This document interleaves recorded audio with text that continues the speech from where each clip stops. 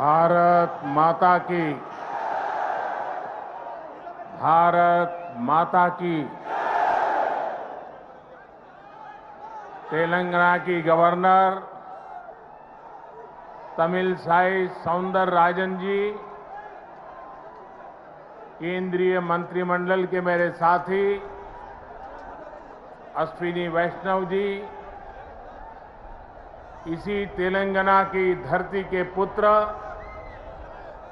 और मंत्रिपरिषद में मेरे साथी श्री जी किशन रेड्डी जी,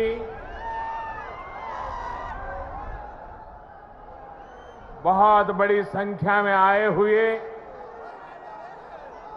तेलंगाना के मेरे प्यारे भाइयों और बहनों, प्रियमैना సోదరా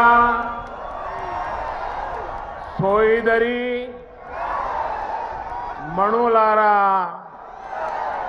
మీ అందరికీ నా హృదయపూర్వक నమస్కారములు।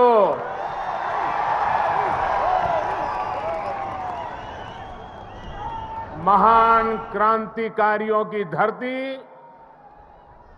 तेलंगाना को मेरा शत शत प्रणाम। आज मुझे तेलंगाना के विकास को और गति देने का पुनः सौभाग्य मिला। थोड़ी देर पहले ही तेलंगाना आंध्र प्रदेश को जोड़ने वाली एक और वंदे भारत ट्रेन को हरी झंडी दिखाई गई है। ये आधुनिक ट्रेन अब भाग्य लक्ष्मी मंदिर के शहर को भगवान श्री वेंकटेश्वर धाम तिरुपति से जोड़ेगी। यानी एक प्रकार से ये वंदे भारत एक्सप्रेस आस्था, आधुनिकता, टेक्नोलॉजी और टूरिज्म को कनेक्ट करने वाली है। इसके साथ ही आज यहां 11,000 करोड़ रुपए से अधिक के प्रोजेक्ट्स का लोकार्पण और शिलान्यास हुआ है। ये तेलंगाना की रेल और रोड कनेक्टिविटी से जुड़े प्रोजेक्ट्स हैं, हेल्थ इंफ्रास्ट्रक्चर से जुड़े प्रोजेक्ट्स हैं। मैं विकास के इन सभी प्रोजेक्ट्स के लिए आपको, तेलंगाना की जनता को बहुत बहुत बधाई देता हूं, शुभकामनाएं देता हूं। साथियों, तेलंगाना को अलग राज्य बने करीब करीब उतना ही समय हुआ है जितने दिन केंद्र में एनडीए की सरकार को हुए हैं। तेलंगाना के निर्माण में, तेलंगाना के गठन में जिन सामान्य नागरिकों ने, यहां की जनता जनार्दन ने योगदान दिया है, मैं आज फिर एक बार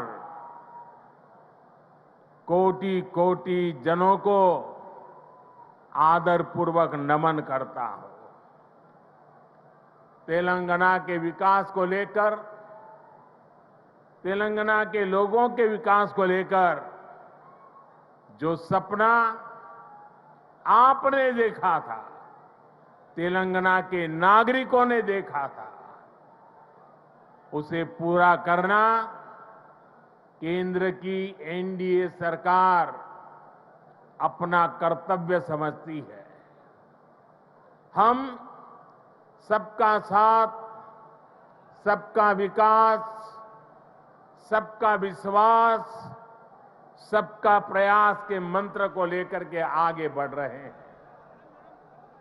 हमने पूरा प्रयास किया है कि भारत के विकास का जो नया मॉडल बीते 9 वर्षों में विकसित हुआ है, उसका लाभ तेलंगाना को भी ज्यादा से ज्यादा मिले।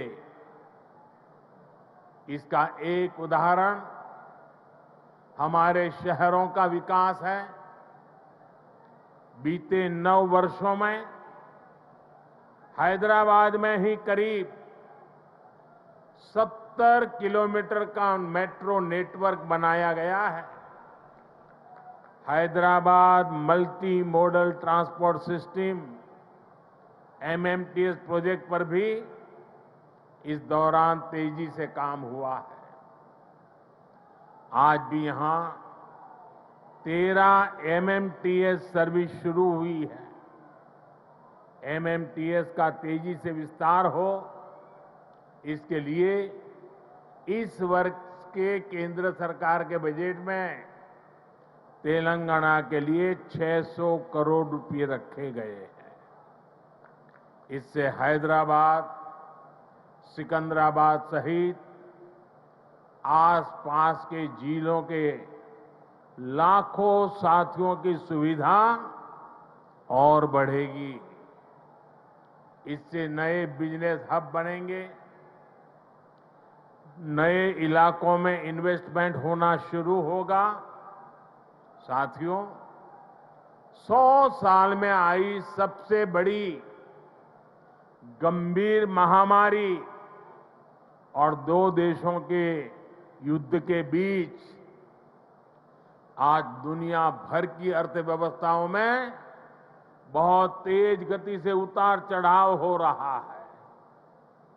इस अनिश्चितता के बीच भारत दुनिया के उन देशों में से एक है जो अपने इंफ्रास्ट्रक्चर को आधुनिक बनाने के लिए रिकॉर्ड निवेश कर रहा है।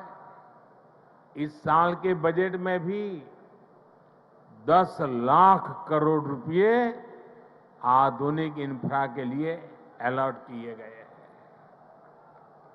आज का नया भारत, 21वीं सदी का नया भारत तेजी से देश के कोने कोने में मॉडर्न इंफ्रा बना रहा है। तेलंगाना में भी बीते 9 वर्षों में रेलवे बजट में लगभग 17 गुना की वृद्धि की गई है। अभी अश्विनी जी आंकड़ा दे रहे थे। इससे नई रेल लाइन बिछाने का काम हो, रेल लाइनों की डबलिंग का काम हो या फिर इलेक्ट्रिफिकेशन का काम हो, सभी कुछ रिकॉर्ड तेजी से हुआ है। आज जिस सिकंदराबाद और महबूबनगर के बीच रेल लाइन की डबलिंग का काम पूरा हुआ है, वो इसी का उदाहरण है। इससे हैदराबाद और बेंगलुरु की कनेक्टिविटी भी बेहतर होगी। देश भर के बड़े रेलवे स्टेशनों को आधुनिक बनाने का जो अभियान शुरू हुआ है, उसका लाभ भी तेलंगाना को मिल रहा है।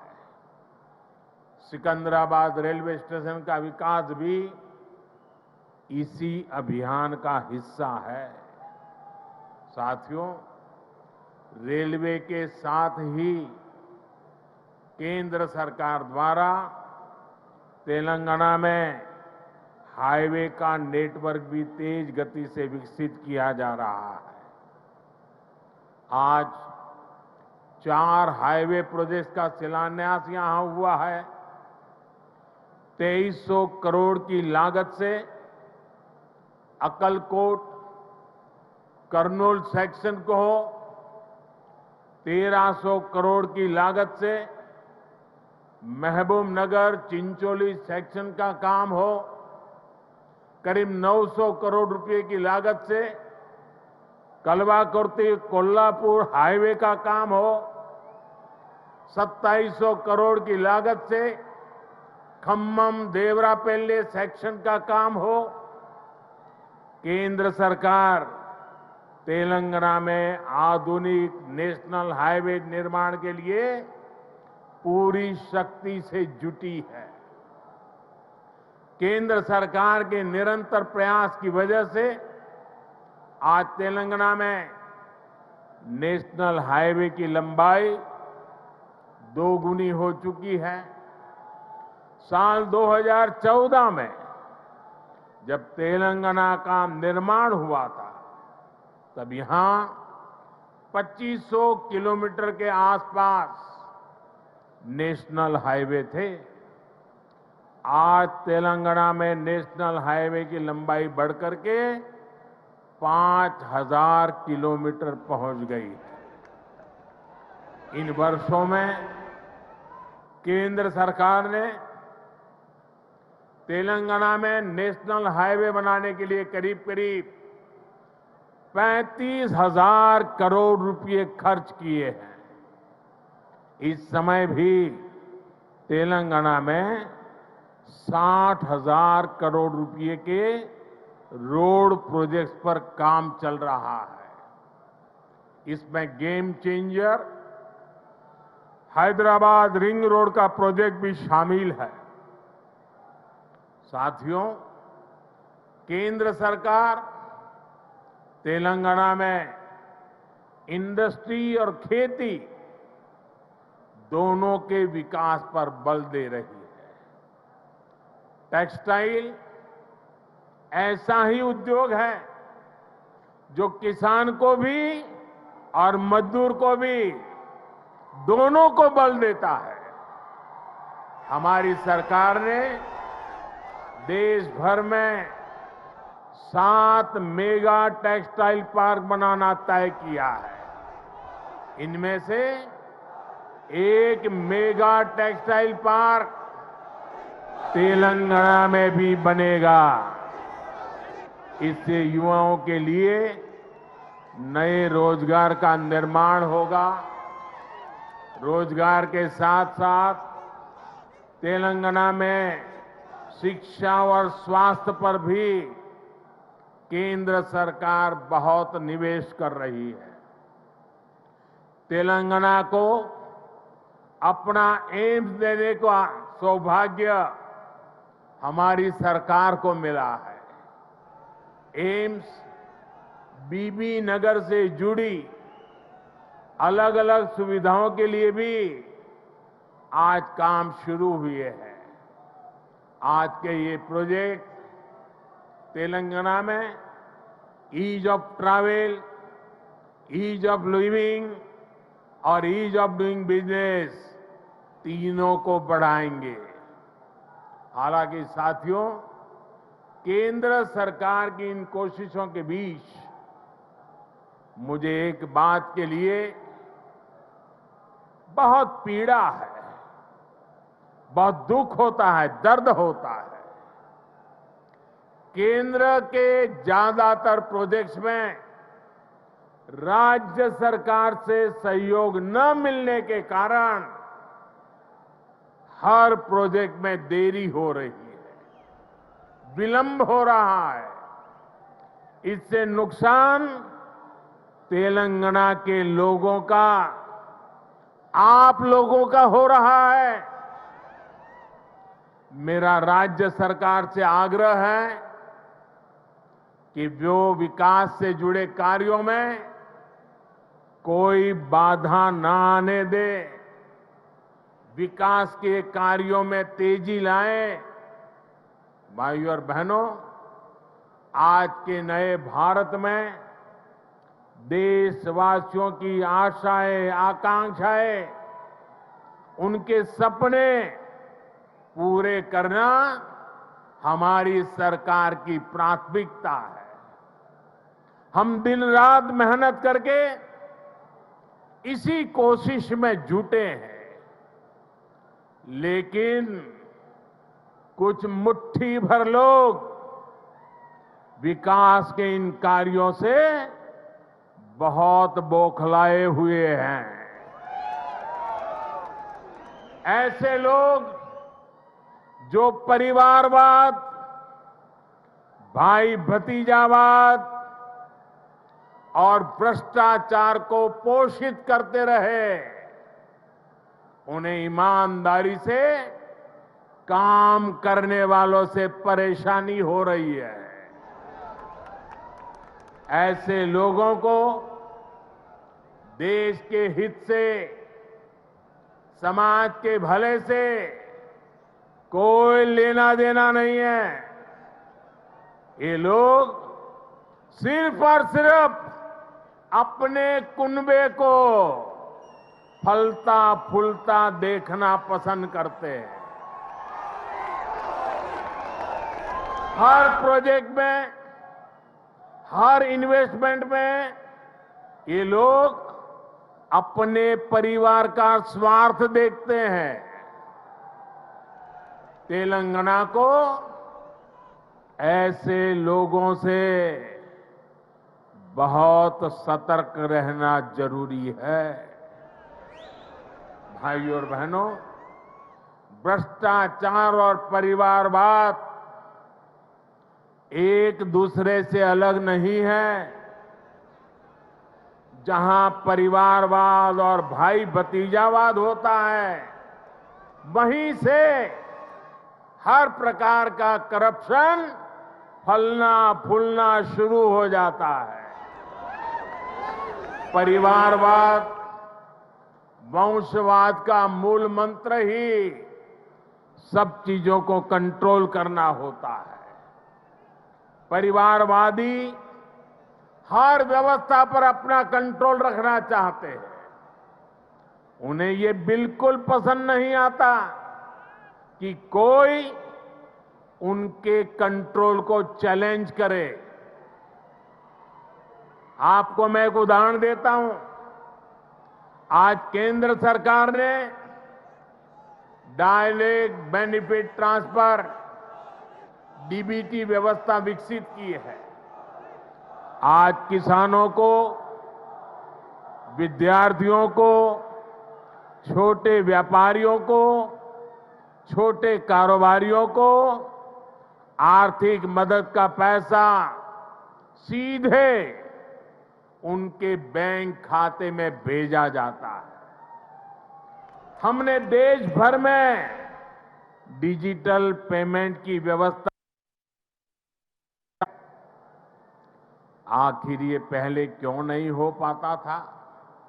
ये इसलिए नहीं हुआ क्योंकि परिवारवादी ताकतें व्यवस्था पर, सिस्टम पर अपना कंट्रोल छोड़ना नहीं चाहते थे। किस लाभार्थी को क्या लाभ मिले, कितना मिले, इसका नियंत्रण ये परिवारवादी अपने पास रखना चाहते हैं। इससे इनके 3 मतलब सत्य थे। एक, इनके ही परिवार की जय जयकार होती रहे। दूसरा, करप्शन का पैसा इनके परिवार के पास ही आता रहे। और तीसरा, जो पैसे गरीब के लिए भेजे जाते हैं, वो पैसे इनके भ्रष्ट इकोसिस्टम के अंदर बांटने के काम आ जाए। आज मोदी ने भ्रष्टाचार की इसलिए जड़ पर प्रहार कर दिया है। मुझे तेलंगाना के भाई बहन बताइए, आप जवाब देंगे? आप जवाब देंगे? भ्रष्टाचार के खिलाफ लड़ना चाहिए कि नहीं लड़ना चाहिए? भ्रष्टाचारियों के खिलाफ लड़ना चाहिए कि नहीं चाहिए? देश को भ्रष्टाचार से मुक्त करना चाहिए कि नहीं करना चाहिए? कितना ही बड़ा भ्रष्टाचारी हो, कानूनी कदम उठाने चाहिए कि नहीं उठाने चाहिए? भ्रष्टाचारियों के खिलाफ कानून को काम करने देना चाहिए कि नहीं करने देना चाहिए? और इसलिए ये लोग तिल मिलाए हुए हैं। बौखलाहट में कुछ भी किए जा रहे हैं। कुछ दिन पहले तो ऐसे कई राजनीतिक दल को अदालत में चले गए, कोर्ट के पास पहुंच गए थे कि हमें सुरक्षा दो, ये हमारे भ्रष्टाचार की किताबें कोई खोले नहीं। कोर्ट के पास गए, कोर्ट ने वहां भी उनको झटका दे दिया और क्या वापस भेज दिया। भाई और बहनों, जब सबका साथ, सबका विकास की भावना से काम होता है तो सच्चे अर्थों में लोकतंत्र मजबूत होता है। तब वंचितों, शोषितों, पीड़ितों को वरीयता मिलती है। और यही तो बाबा साहब आम्बेडकर का सपना था, यही तो संविधान की सच्ची भावना है। जब 2014 में केंद्र सरकार परिवार तंत्र की बेड़ियों से मुक्त हुई तो क्या परिणाम आया, ये पूरा देश देख रहा है।